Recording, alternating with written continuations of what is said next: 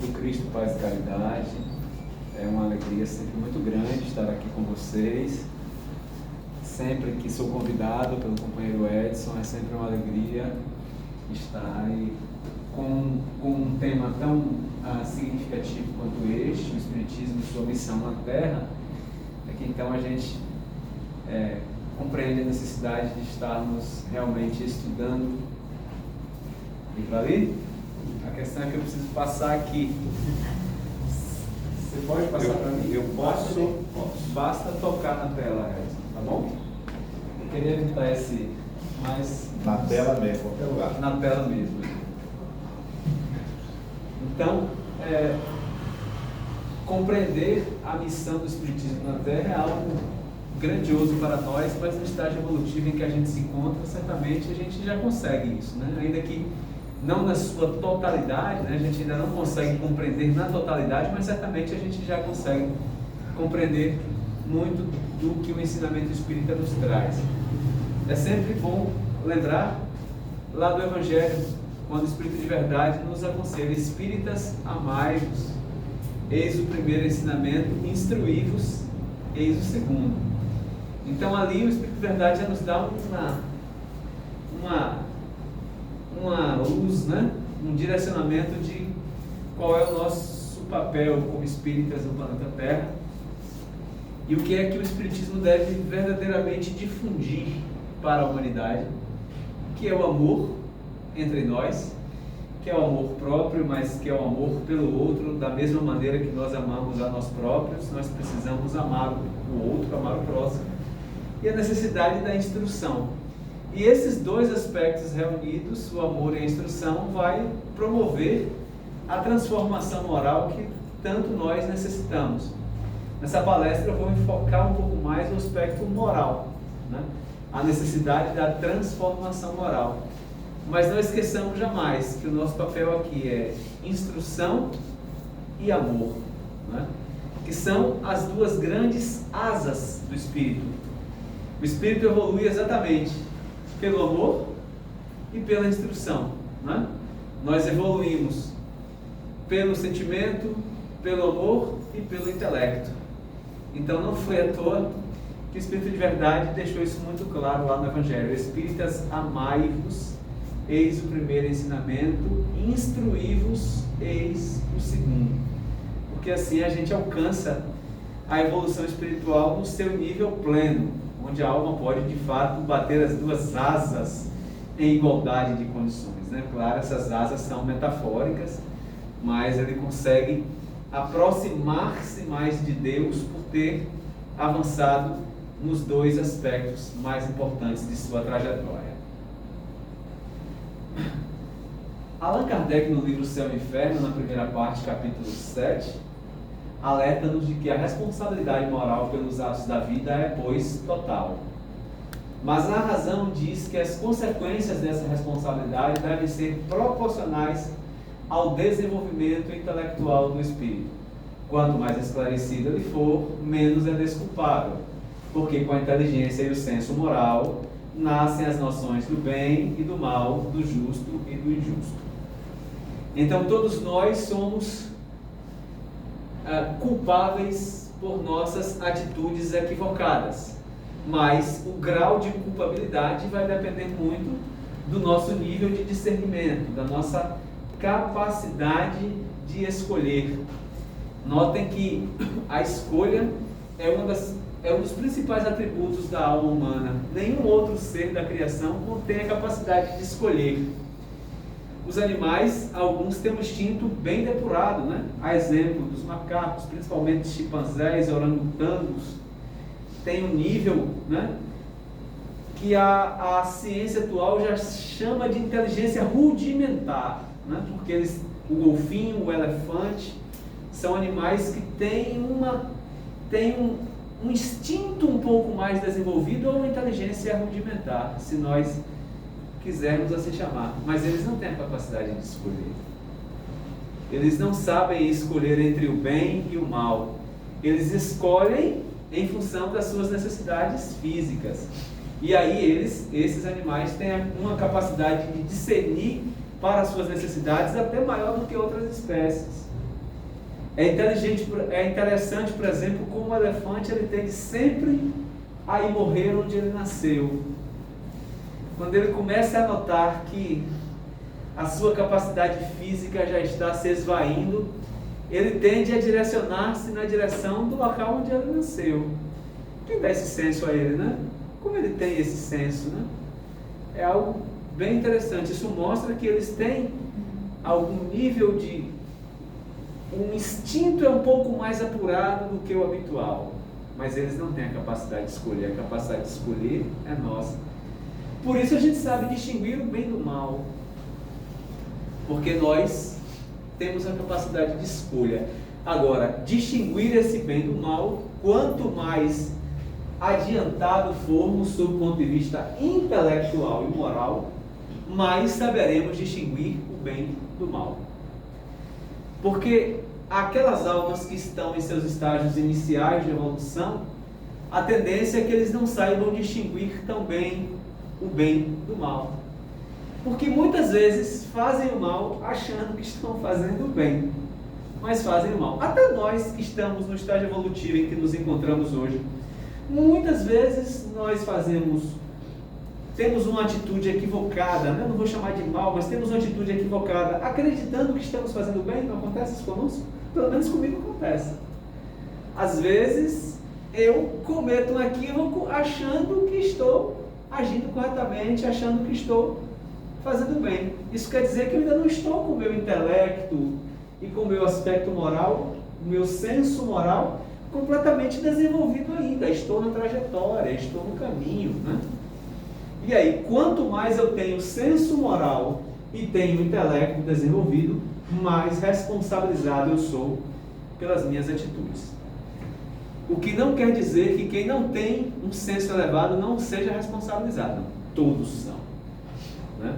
Por quê? Por uma questão básica que a doutrina espírita nos ensina. Que todos nós deveremos obedecer a um código de leis universal, né? Que está na terceira parte de O Livro dos Espíritos, que, como o Edson falou, faz aniversário neste mês, 165 anos. Na terceira parte das leis morais, lá está o código moral, não apenas para a humanidade terrena, mas para todos os seres inteligentes da criação, em qualquer parte do universo. Essas leis morais estão ali inscritas, mas elas estão apenas no livro? O que nos disse o Espírito de Verdade, onde é que ela está escrita? Em nossa consciência, né? Se ela está escrita em nossa consciência, nós temos algum grau de culpabilidade pelos nossos atos equivocados, como também temos mérito pelos acertos que nós conseguimos aurir, né? Porque a gente não pode dizer que não sabia, porque esse código de leis está escrito na nossa consciência. Da mesma forma que perante as leis humanas, nós não podemos cometer equívocos perante a lei com o subterfúgio de que nós desconhecemos a lei. A ninguém é dado o direito de desconhecer as leis, né? Ninguém pode matar e dizer assim, não, eu matei porque eu não sabia que era crime. Se eu soubesse que era crime, eu não matava. Não pode, né? Matou é crime, não adianta você dizer, eu estou matando, eu estou usando um exemplo assim bem, né? Grosseiro, mas qualquer equívoco que a gente comete perante as leis humanas, a gente não pode alegar que a gente desconhecia a lei, porque a nenhum de nós, cidadãos, é dado o direito de desconhecer as leis. Da mesma forma é com relação às leis divinas. A gente não pode se dizer ignorante das leis divinas, porque elas estão escritas em nossa consciência.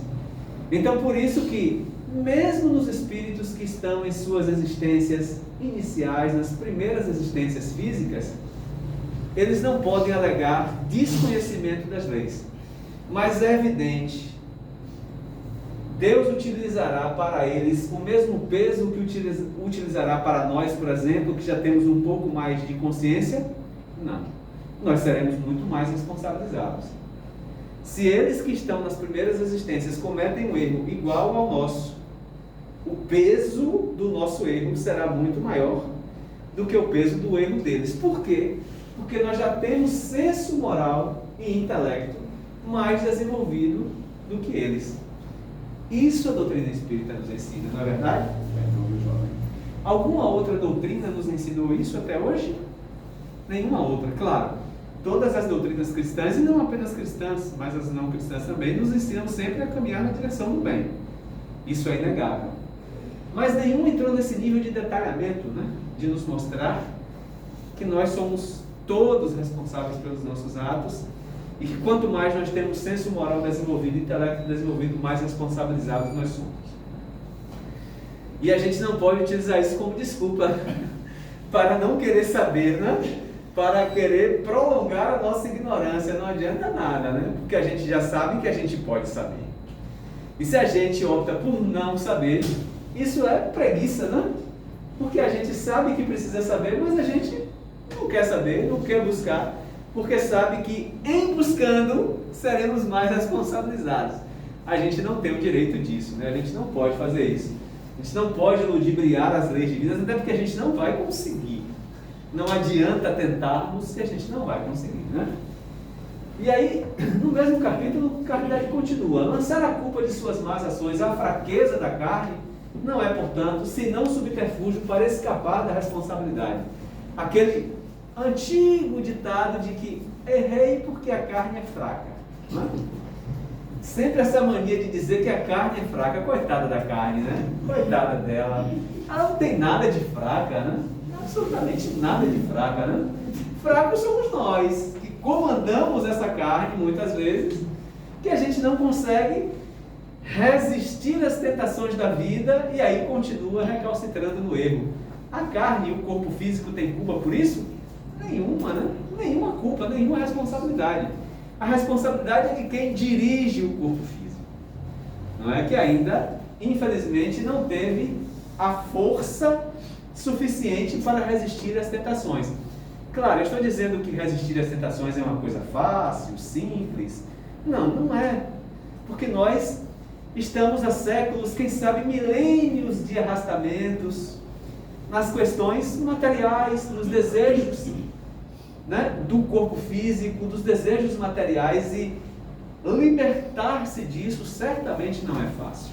Eu bem sei, né? Certamente não é fácil, mas a gente precisa resistir. A gente já tem um nível de discernimento suficiente para saber que não adianta mais ficar preso excessivamente às questões da vida material. E isso a doutrina espírita tem nos ensinado de maneira assim irretocável. A carne só é fraca porque o espírito é fraco. O que inverte a questão e deixa ao espírito a responsabilidade por todos os seus atos. A carne, que não tem pensamento nem vontade, nunca prevalece sobre o espírito, que é o ser pensante e desejante. Então, esse ditado de que a carne é fraca, né? Sobretudo nós homens temos muita mania de afirmar isso, né? Ah, errei porque a carne é fraca, né? Pulei o muro porque a carne é fraca, né?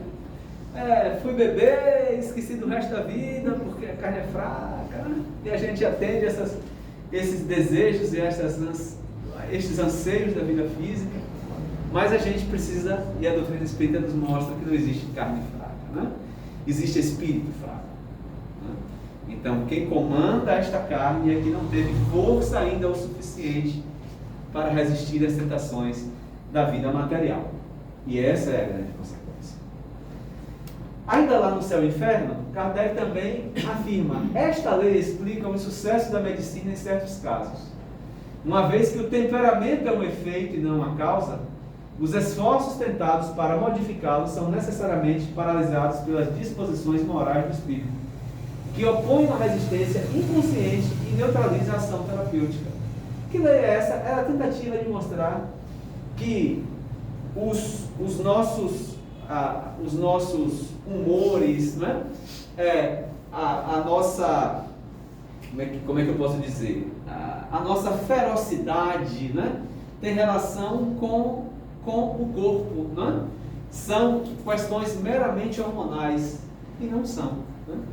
São questões do espírito, né? São questões da natureza do espírito, da vivência do espírito. É evidente. Por que o homem tem um pouco mais de agressividade.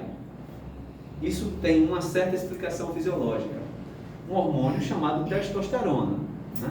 Que de fato, e isso não apenas no homem, mas em todas as espécies animais. Por exemplo, eu tenho um gato persa em casa, que semana que vem faz 11 anos, que ele, enquanto a gente não castrou ele, né, e castrar faz com que a produção desse hormônio testosterona vá lá para baixo, zero praticamente, ele me mordeu 6 vezes. Dizia o veterinário que era porque ele tinha ciúme de mim com a minha esposa, né? E de repente ele tentava ser o alfa da casa, né? E por isso a agressividade, que é muito promovida, lamentavelmente, pelo hormônio testosterona, e isso evidentemente tem uma explicação, né? Hoje nós tentamos viver pacificamente, mas ainda somos muito, gostamos muito de guerrear ainda, né? A gente está com vários pontos de guerra no planeta ainda nesse momento. Isso mostra a agressividade nossa, né? No passado, né, nas eras mais históricas, o homem necessitava dessa ferocidade para vencer as intempéries do tempo, não é? Porque convivia com animais ferozes, então tinha necessidade de ter algo no seu corpo físico que impulsionasse a coragem para sobreviver, porque senão não sobreviveria.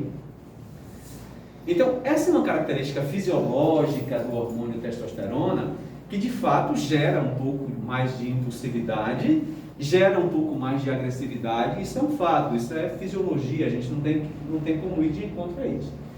Mas nós sabemos, como dito no slide anterior, que quem coordena essa carne é o espírito, né? Os impulsos vêm, mas eles podem ser controlados, não é? Por exemplo, o meu gato, 5 meses após a castração, ele já estava um amor comigo, e é um amor comigo até hoje. Nunca mais me agrediu, porque ele não tem essa capacidade de discernimento. Ele atende pura e simplesmente ao instinto. Naquele momento ele entendia que podia ser o alfa da casa, ele tentou ser o alfa da casa e me agredido várias vezes. Não fez uma sessão de desobsessão. Fazer uma sessão de desobsessão no rapaz, né, Edson? Então ele me agredia todo o tempo, porque ele atendia pura e simplesmente pelo instinto ao que a fisiologia determinava. Isso não pode se aplicar a mim, não é? Não pode se aplicar a mim. Porque eu também tenho testosterona? Tenho índices de testosterona mais elevados? Todos os homens têm? Tenho. Mas isso não me faz naturalmente aceder a esses instintos que o hormônio me gera, diferente dos animais. Por quê? Por aquilo que eu disse no início, nós temos discernimento, nós temos a capacidade de escolher. E aí a gente não pode se esconder atrás da fisiologia para dizer que eu posso agir dessa ou daquela forma, porque o hormônio que eu tenho mais do que as mulheres me proporciona essa maior agressividade. Eu não posso dizer isso. Absolutamente. E aquele que diz é porque cede facilmente a isso. Não está usando o que o seu intelecto lhe proporciona, né? Então, precisamos estar bem atentos a isso. E Kardec mostra exatamente isso. É que essa teoria, né, que se tentou, era a questão da bilis, né? No século XVIII, imaginava-se que era a bilis quem gerava esse excesso de agressividade, né? Coitada da bilis, né? A bilis, ela é produzida, né, pela vesícula biliar para atuar no fígado, para ajudar no metabolismo. Então, somente isso e mais nada. Ela não tem nenhuma função nesse processo. Mas naquela época, né, no século XIX, a medicina acreditava que quem tinha mais bilis, quem produzia mais bilis, tenderia a ser mais agressivo. E o que Kardec está combatendo aqui é exatamente isso, né? A gente não pode atender a esses apelos de maneira nenhuma. Bom, dito isso, né, sabendo que nós somos responsáveis pelos nossos atos e ninguém mostrou isso para a gente melhor do que a doutrina espírita, não é? Ninguém mostrou para a gente melhor do que a doutrina espírita que a gente precisa amar, que a gente precisa aprender, que a gente precisa estudar, que a gente precisa compreender, que essas duas asas formam verdadeiramente o homem de bem. E a função da doutrina espírita é promover o homem de bem à humanidade. Então, esse papel a doutrina espírita tem, e certamente ela tem contribuído em maior ou menor grau para uma evolução moral da humanidade. Se não contribui mais ainda, é porque nós, que assumimos o compromisso de vir colaborar com a sua divulgação, ainda não estamos fazendo aquilo que deveríamos fazer. A culpa não é da doutrina, a culpa é nossa, que ainda não estamos aptos ou não estamos dispostos o suficiente para promover a difusão do conhecimento espírita para a humanidade. Porque certamente, se isso acontecesse em grande escala, nós teríamos uma humanidade melhor, nós teríamos seres humanos melhores, mais humanos, compreendendo a necessidade de amar mais e de aprender mais. Mas aí a doutrina espírita nos mostra também a justiça das aflições, capítulo 5 do Evangelho segundo o Espiritismo, que é assim essencial para nós, assim, né? Mostra-nos a importância das nossas aflições, mostra-nos as causas atuais das nossas aflições e mostra-nos as causas anteriores das nossas aflições. Se a gente compreende isso, a gente consegue viver melhor. A gente pelo menos consegue se aceitar mais, consegue se amar mais, consegue se compreender mais.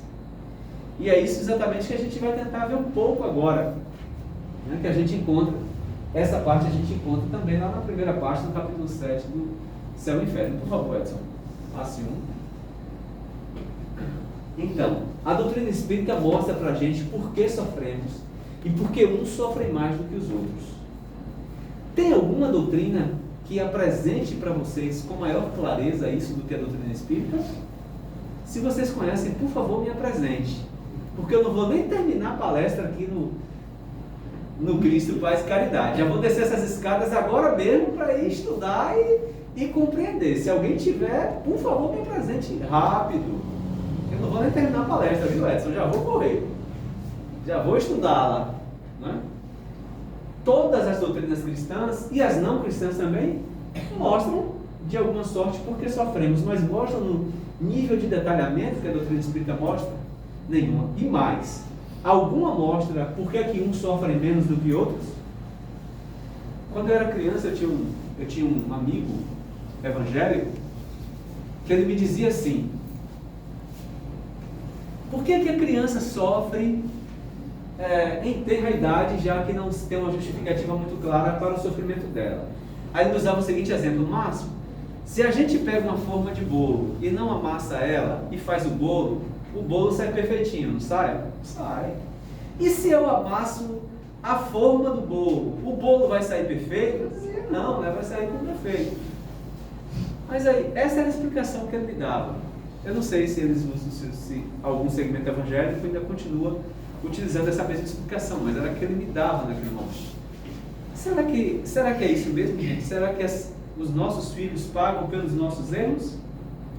Será que é isso mesmo que acontece? Será que se o pai ou a mãe tem defeitos, isso vai fazer com que os filhos nasçam com defeitos? Será que é isso? Não, né? A doutrina espírita nos mostra porque aqui uns sofrem mais do que outros, né? E muitas vezes a gente olha isso, né? Assim, a gente olha às vezes, poxa vida, por que aqui tem pessoas que sofrem tanto e outras aparentemente, porque essa questão de sofrer ou não, a gente não pode se guiar pelas redes sociais, por exemplo, né? Para saber se alguém sofre ou não sofre, porque nas redes sociais todo mundo é feliz, né? Todo mundo tem uma vida maravilhosa, todo mundo vai para Cancún todo ano, né? Todo mundo anda de Ferrari, todo mundo, assim, a vida das redes sociais, né? É incrível, né? A gente não vê ninguém chorando nas redes sociais, a gente não vê ninguém sofrendo. Até vê, mas quando a gente vê, é um luto, né?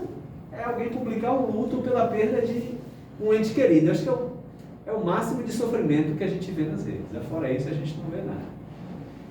Mas a gente sabe que muitas pessoas sofrem bastante.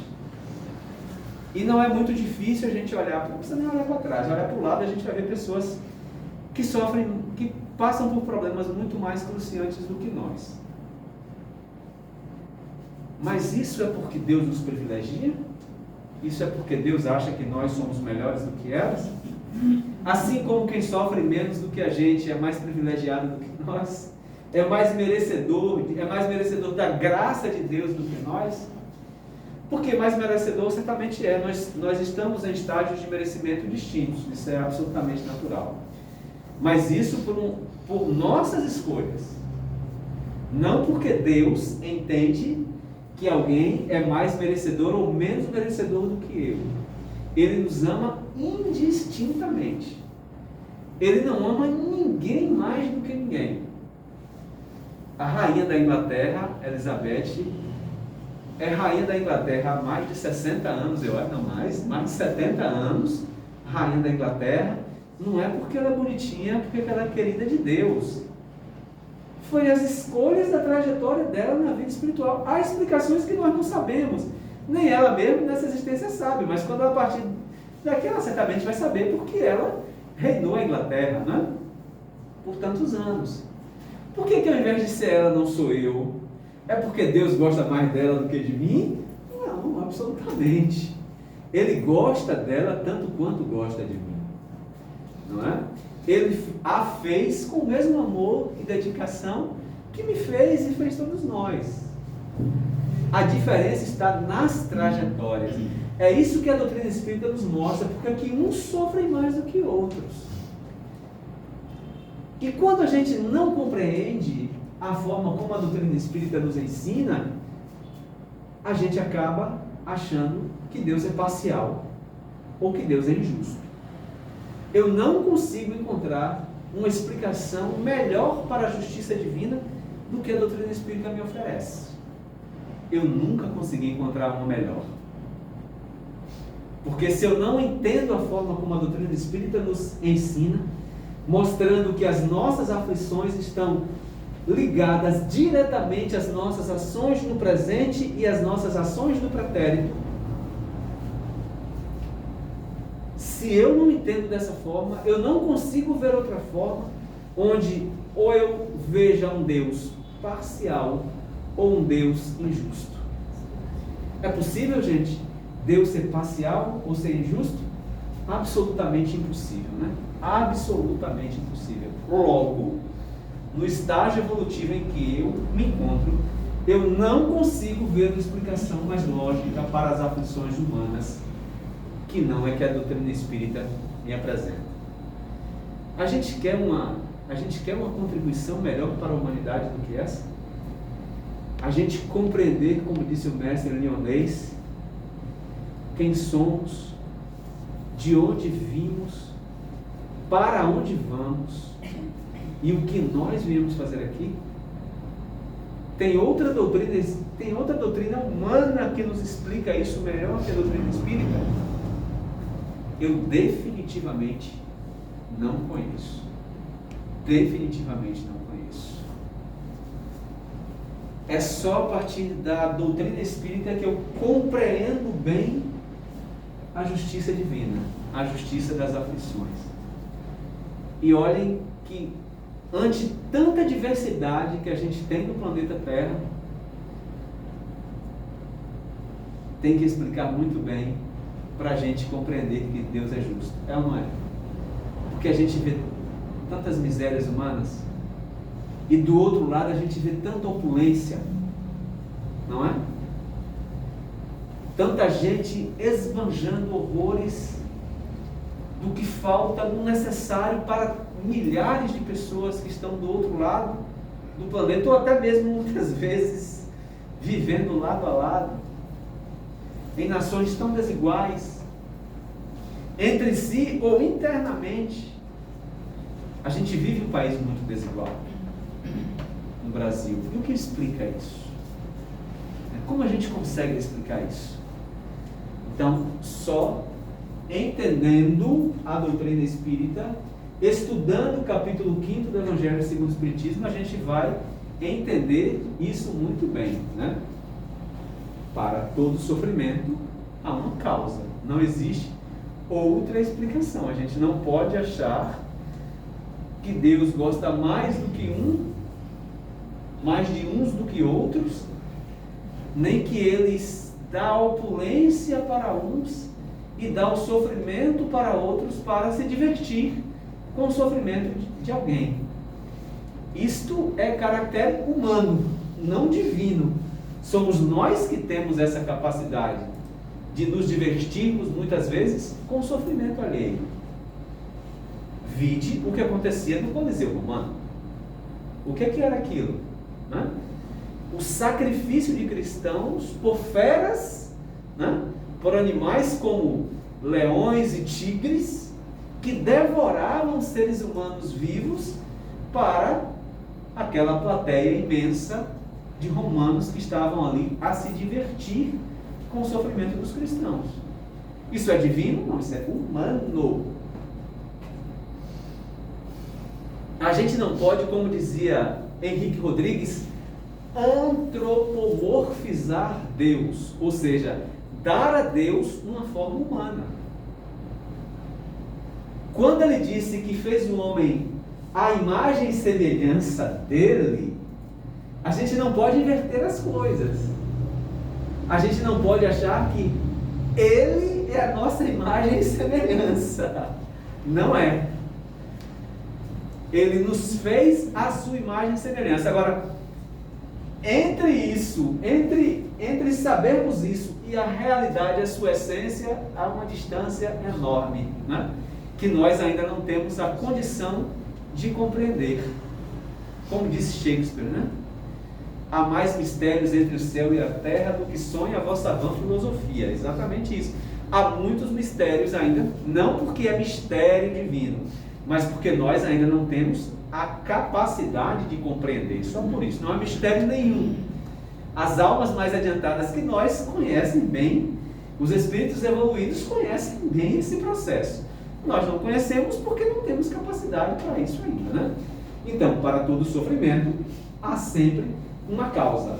Se Deus é justo, essa causa há de ser justa. Ponto final. Porque não tem como admitir que Deus é justo, mas a causa do nosso sofrimento é injusta. Não tem como admitir isso, né? É um axioma simples da ciência que Kardec utilizou tanto na qualificação. Para toda causa inteligente, há de ter um efeito inteligente. Você não pode ter um efeito inteligente numa causa incausada. É absurdo, incompreensível. Foge completamente à razão e à lógica. Então, o nosso sofrimento tem uma causa, e se Deus é justo, essa causa há de ser justa também, né? Perante a justiça divina, todas as ações boas e más são rigorosamente consideradas. Sabe aquele, a cada um segundo suas obras? É exatamente isso. A cada um segundo suas obras. Nós temos segundo aquilo que nós oferecemos à divindade. Temos segundo ao que oferecemos às leis divinas. Se a gente ofereceu muito ao longo das nossas trajetórias, das nossas existências, a gente tem muito a receber da justiça divina. Se a gente deu pouco, a gente tem pouco a receber. Ah, mas eu acho que eu devo merecer muito. Ótimo, faça muito então. Comece agora a fazer muito. Se você ainda não fez muito, se você acha que merece muito mais do que você tem, faça por merecer. Faça muito mais para ter mais. Tem um amigo que sempre me diz: se você quer conquistar algo que nunca teve, é preciso fazer alguma coisa que você nunca fez. Não é verdade? Se eu quero obter algo que eu nunca tive, eu preciso fazer uma coisa que eu nunca fiz antes, porque o que eu venho fazendo antes nunca me deu algo diferente, então eu tenho que fazer algo diferente. Né? Para ter algo que eu nunca tive, eu preciso fazer algo que eu nunca fiz. Então, se eu acho que eu mereço mais, que eu tenho que ter mais, então que eu faça mais. E esse fazer mais é fazer pelos meus bens materiais? Se eu acho que a vida se resume nisso. E aí a gente vê que a grande massa ignota do planeta Terra faz exatamente nessa direção, né? Trabalha excessivamente, busca tudo, gasta 18 horas, 20 horas do dia para concentrar no trabalho para obter bens materiais. E depois, quando desencarna, o que acontece? Esses bens todos levam consigo? Como dizia o Henrique Rodrigues, que eu acabei de citar aqui, caixão não tem gaveta e roupa de espírito não tem bolso. Então não vai nada. Não vai nada, fica tudo aqui. E se botar gaveta no caixão não adianta nada, né? Porque os faraós levavam para as pirâmides os seus bens materiais e ficaram todos lá nas pirâmides, né? Com a exploração dessas pirâmides, as pessoas começaram a saquear todos aqueles bens que ficavam ali. Com ele, espiritualmente, foi nada, absolutamente nada, né? Ficou lá nas pirâmides, porque eles imaginavam, e aí eles já tinham a ideia da imortalidade, do retorno à vida espiritual. O equívoco deles foi achar que voltariam para o mesmo corpo físico, né? Por isso que eles colocavam lá, junto no túmulo deles, que eram aquelas pirâmides suntuosas, eles colocavam os bens materiais juntos, porque eles acreditavam que voltavam para... O corpo era mumificado, conservado, porque eles imaginavam que o retornar à vida física seria retornar ao mesmo corpo.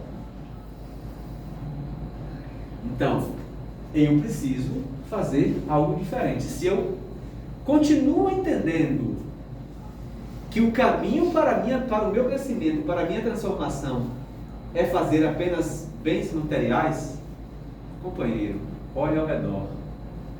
Veja todos aqueles que só buscaram isso na vida. Adiantou muita coisa? Agora, pensa um pouco naqueles que não valorizaram tanto isso. Entendam, eu não estou fazendo um ode à pobreza.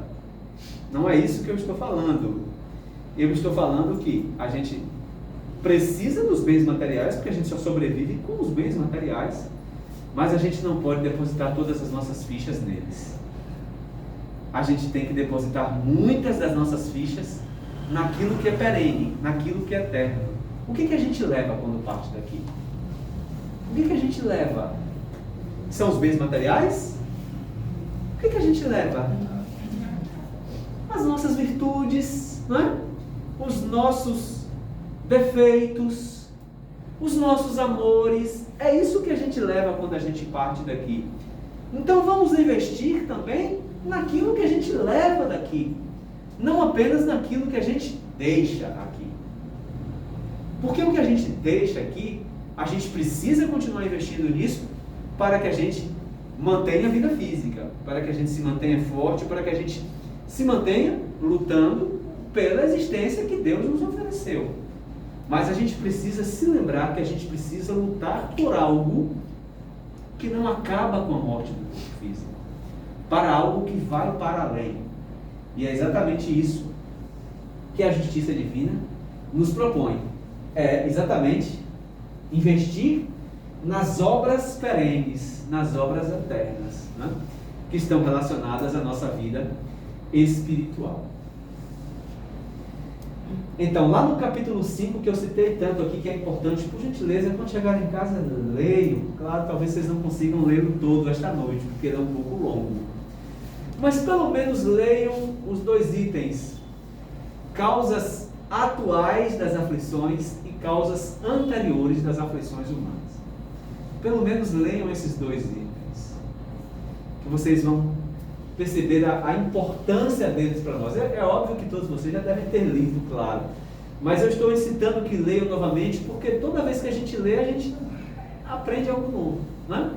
E isso é muito importante. Se Deus é soberanamente bom e justo, Ele não pode agir por capricho e nem com parcialidade. As vicissitudes da vida, portanto, devem ter uma causa, e porque Deus é justo, essa causa deve ser justa também. Olha que raciocínio primoroso de Kardec, né? Como ele desenvolveu uma linha de raciocínio cuidadosa e primorosa. Disso cada um deve compenetrar-se. Deus encaminhou os homens na direção dessa causa pelos ensinamentos de Jesus. Hoje por julgá-los bastante amadurecidos para compreender a causa das vicissitudes da vida, vem revelá-la por inteiro através do Espiritismo, ou seja, pela voz dos Espíritos. Então, tem uma missão mais nobre para a doutrina espírita do que essa? Nos revelar com muita clareza, como diz o Espírito de Verdade, sem véus.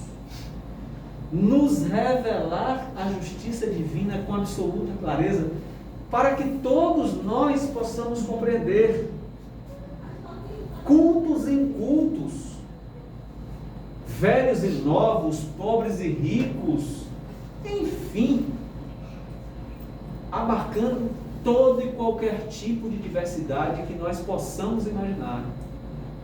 Não há quem não possa compreender os ensinamentos que a doutrina espírita nos traz. E esses ensinamentos nos revelam a realidade da vida eterna.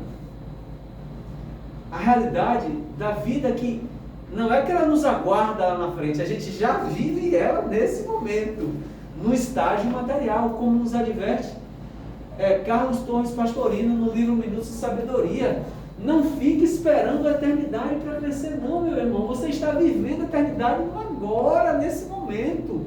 Você está vivendo a eternidade. Numa experiência material, numa experiência no corpo físico.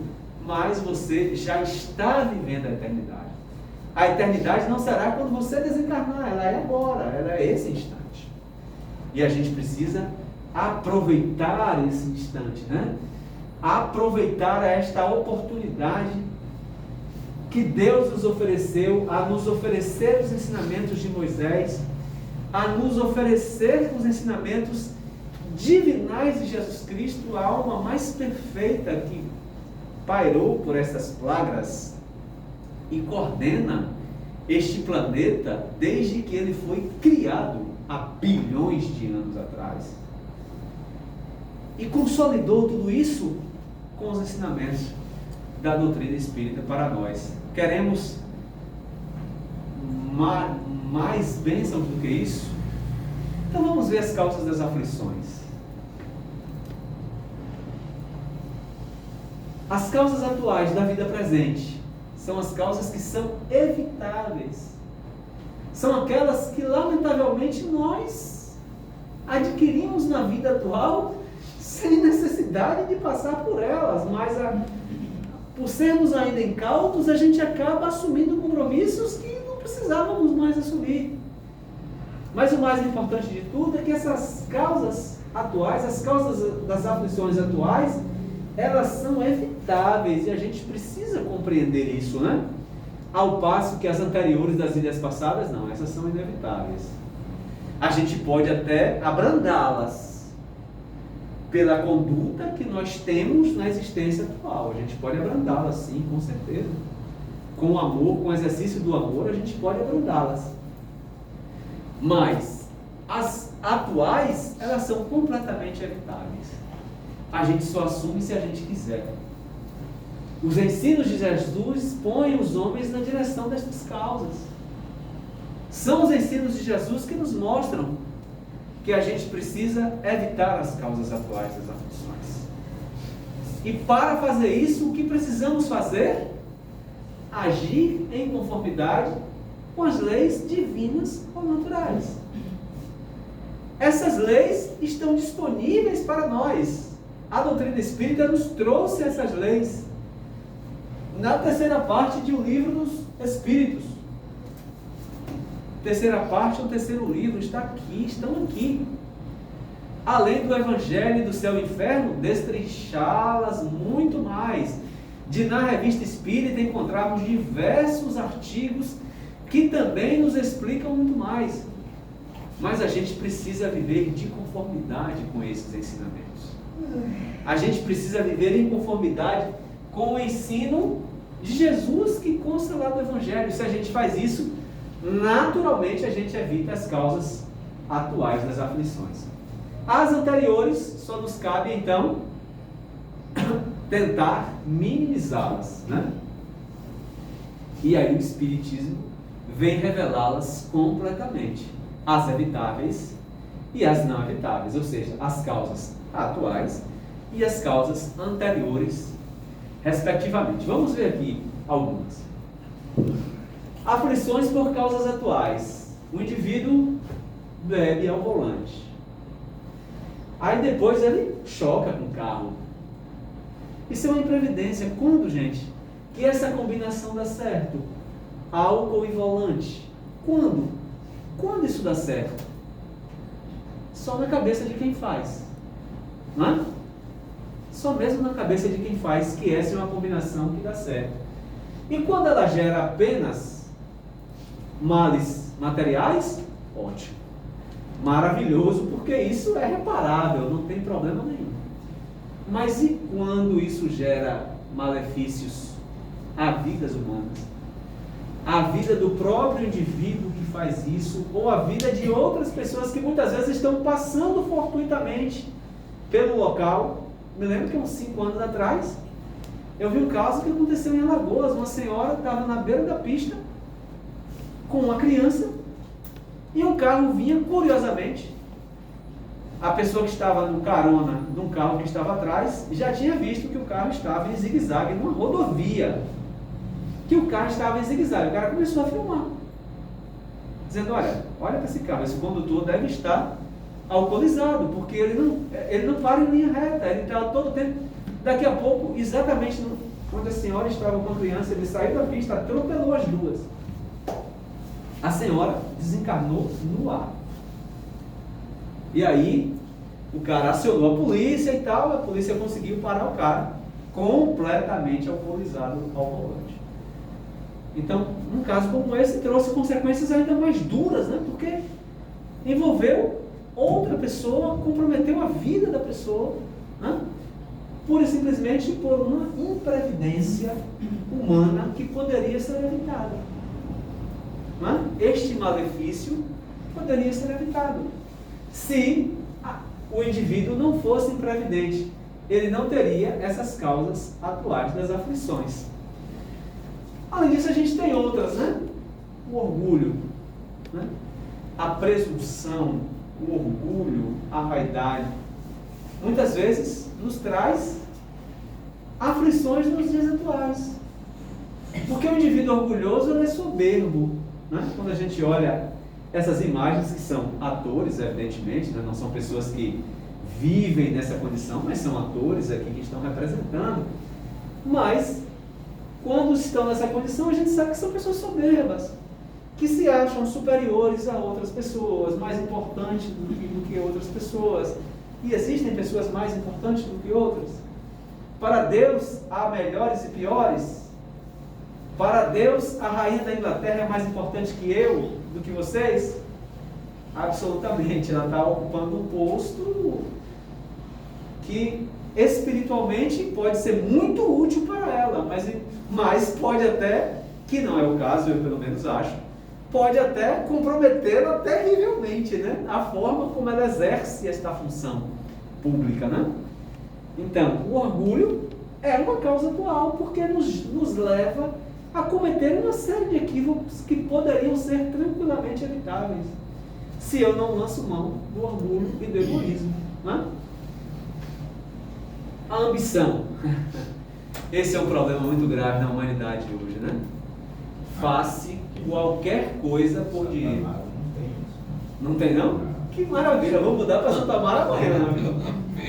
Vou mudar para Santa Amaro amanhã. Eu já gosto de Santo Amaro e, sabendo disso, eu vou mudar para cá amanhã. Né? Então, a ambição, hoje em dia, faz tudo por dinheiro, né, pessoal? Por poder, tudo. Não há medidas mais. Houve uma época, né, em que as pessoas, em que a conduta moral, né, a época em que se dava um fio de bigode, né, era uma garantia, né? Essa época, lamentavelmente, passou e muito, né? Hoje em dia se passa por cima de qualquer coisa, inclusive da vida humana, pelo acúmulo do vil metal. Não é? Isso vale mais hoje do que qualquer outra coisa. Porque isto é a representação daquilo que eu disse no início. nós gastamos todo o nosso tempo para amealhar fortunas materiais, que ao final não representam muita coisa. Certa vez um repórter inglês estava entrevistando o Dalai Lama e perguntou para ele: qual o maior enigma da humanidade para o Senhor? E ele calmamente falou: o homem. O repórter: o homem? Sim. O repórter: por que o homem? Ele disse: porque gasta metade da sua vida para acumular a fortuna e a outra metade da vida tentando recuperar com a fortuna a saúde que ele perdeu para acumulá-la. Vive como se nunca fosse morrer e morre como se nunca tivesse vivido. Gente, que pensamento profundo dele, né?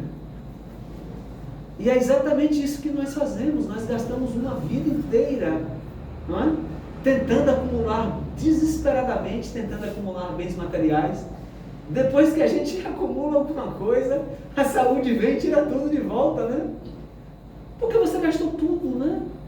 Das suas potencialidades físicas para acumular esses bens materiais. E aí as consequências são. Para além disso, a gente tem uma série de outras aflições atuais que devem ser evitadas e que a doutrina espírita nos ensina bem. Os excessos materiais, né? A gente tem uma sociedade de consumo que deseja cada vez mais consumir e consumir e consumir. A gente nunca está satisfeito com a roupa que tem, com o sapato que tem, não é? Com a casa que tem, com o carro que tem. A gente, no momento que compra, acha lindo e maravilhoso. Amanhã a gente já não acha mais, a gente já quer comprar o que o vizinho comprou, que é mais bonito do que o nosso, e a gente quer ter aquele do vizinho. E depois que a gente tem o do vizinho, a pessoa da outra rua tem um melhor e a gente já não acha mais aquele do vizinho melhor, a gente já quer o da outra rua e por assim vai. E a gente vai se perdendo nos excessos materiais que não nos conduzem a coisa nenhuma. A doutrina espírita nos ensina isso todo o tempo. A preguiça, nós somos procrastinadores por natureza. Eu não posso falar de vocês, mas eu posso falar de mim. Nós procrastinamos a nossa evolução espiritual, o nosso crescimento espiritual. Porque eu não sei, né? É um pouco da inércia, do desejo da inércia, da preguiça, que ainda nos domina. Claro, a gente já caminha muito mais do que a gente caminhava na existência pretérita, que bom, né? Mas a gente ainda tem muito o que caminhar. A gente tem muito o que vencer ainda dessas paixões materiais que não nos conduzem a canto nenhum. Os vícios de toda ordem, de toda natureza,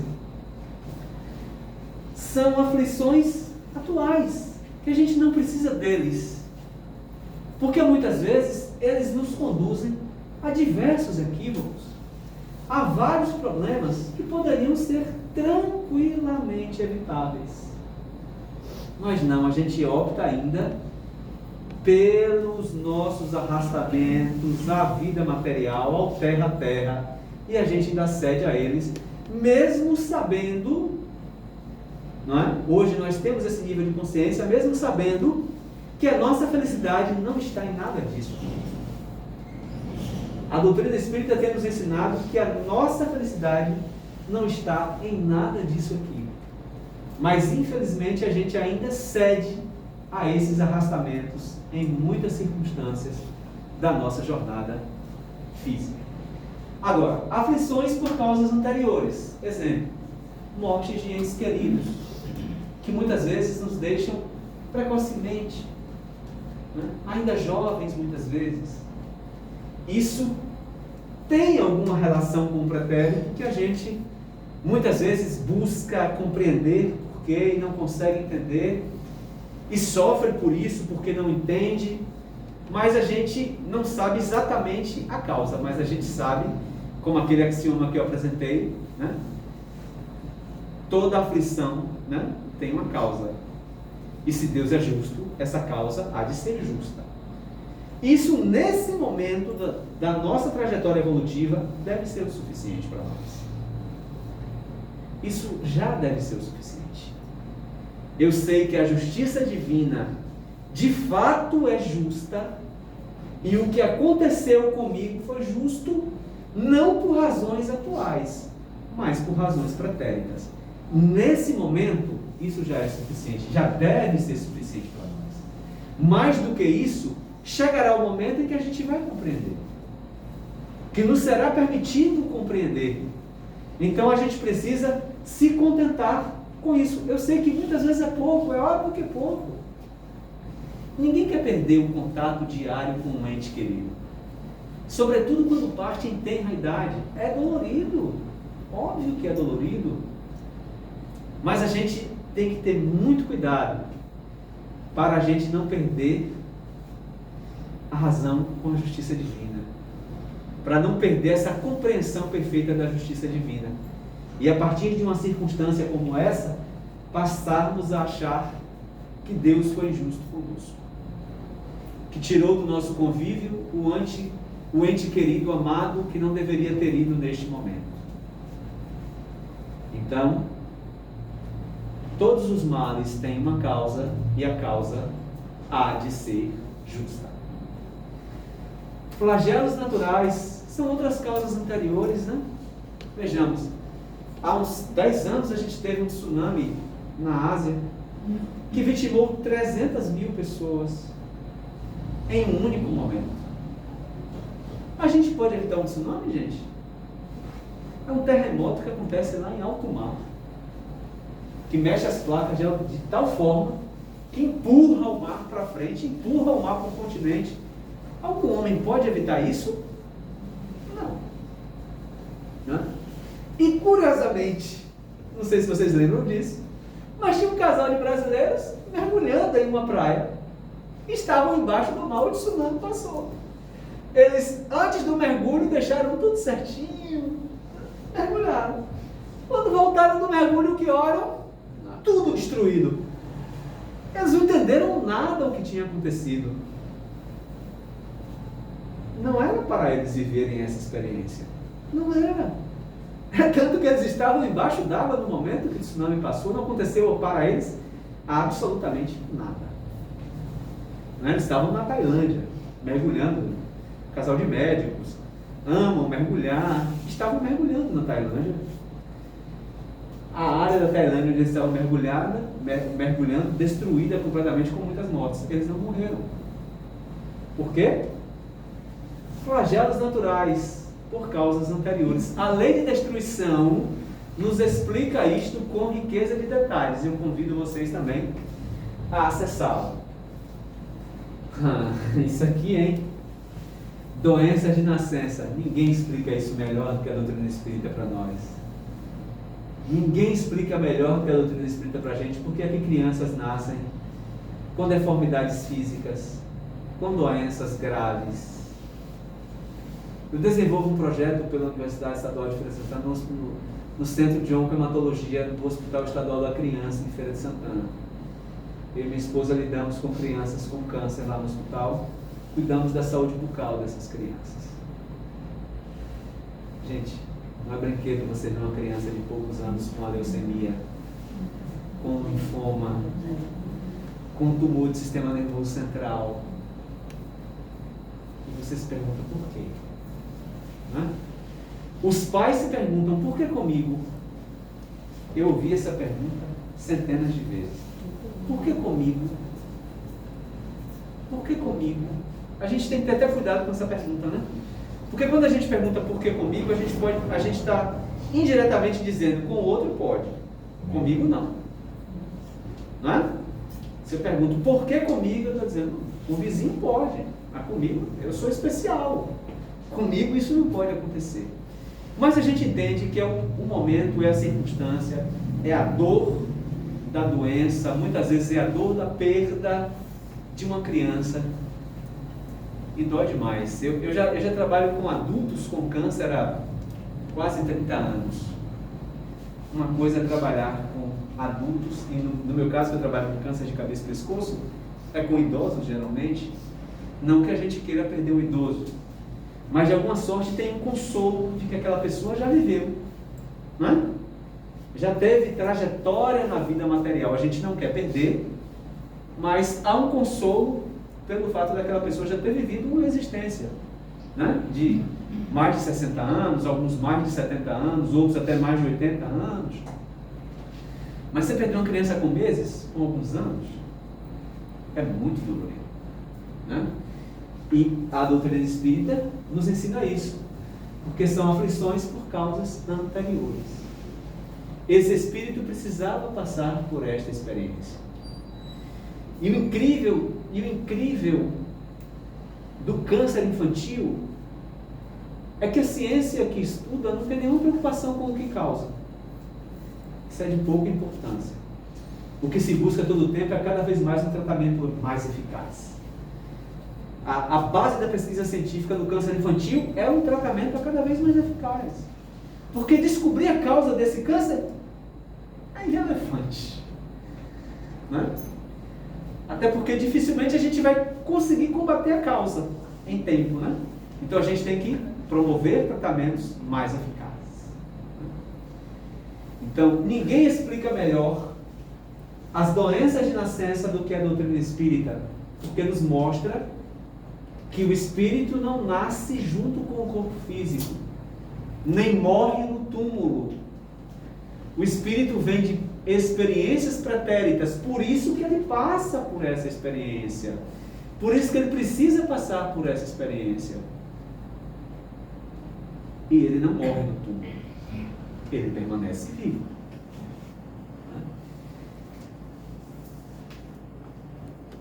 Isso aqui é importantíssimo, né? O homem sofre aquilo que fez os outros sofrerem. Então a gente tem que ter muito cuidado com o que a gente faz ao outro, né? É por isso que eu sempre me digo, quase todos os dias, já fiz muita gente sofrer. Daqui para frente, no more, não mais, nunca mais. Esse é um compromisso que a gente tem que ter no nosso dia a dia. Se nós vivemos no planeta Terra, nesse momento atual, porque a Terra vive, gente, é porque nós fizemos muitas pessoas sofrerem. Está vivendo o planeta nesse momento crucial porque ele passa, é porque a gente precisa passar por isso por duas razões. Para espiar realmente, mas também porque a gente pode contribuir para melhorar. Então, se a gente está vivendo isso, é porque a gente fez pessoas sofrerem no pretérito. E se a gente tem essa consciência, por que a gente vai continuar fazendo as pessoas sofrerem? Que sentido tem isso? Eu tenho um colega, quando os nossos estudantes fazem alguma bobagem, ele fala assim, qual o sentido disso? E eu reproduzo esse pensamento dele agora, né? Qual o sentido disso, da gente continuar fazendo pessoas morrerem? Continuar fazendo pessoas sofrerem? Continuar guerreando? Qual o sentido disso? Isso vai levar a gente para onde? Quanta gente não aprende. Por isso, se foi orgulhoso, pode nascer em condição humilhante. Para aprender a não ser orgulhoso, não é porque Deus se diverte com isso, mas para aprender a não ser orgulhoso. Se foi avarento, egoísta ou empregou mal a fortuna, pode ser privado do necessário. Para entender que não adianta ser avaro, que não tem razão de ser egoísta e que tem que empregar bem o dinheiro que recebe, né? Se foi mau filho, poderá sofrer com seus filhos, né? Então, a gente precisa aprender isso para que a gente não cometa mais equívocos. E aí já teria mais outros aspectos a abordar, mas a hora já está de fato adiantada, já estou com 1h05 falando. Eu vou encerrar com esse pensamento de Kardec aqui que a gente encontra no Evangelho segundo o Espiritismo, no capítulo 5. O homem, pois, em grande número de casos, é o causador dos próprios infortúnios. Só a doutrina espírita nos ensina isso, gente. Só a doutrina espírita nos ensina que a gente não pode culpar o outro. que não é o outro a causa dos nossos sofrimentos. A causa dos nossos sofrimentos somos nós próprios. É a nossa incúria, são as nossas paixões inferiores, a nossa preguiça, o nosso orgulho, o nosso egoísmo. É isso que nos põe em situação de sofrimento, não é o outro. Muitas vezes o outro, no máximo, é um instrumento para isso, mas não é a causa. Se nós não causamos ao outro no passado, nós não vamos passar por isso hoje, nem nunca mais. Por isso que eu digo a mim todos os dias: fazer alguém sofrer, nunca mais. Já fiz demais, mais do que o suficiente, muito mais do que o suficiente. Não mais, nunca mais. Então, obrigado mais uma vez a oportunidade, ao Cristo Paz e Caridade, a estar com vocês em Santo Amaro da Purificação mais uma vez. É uma alegria sempre redobrada. E se tiver alguma dúvida, eu fico ao teu dispor.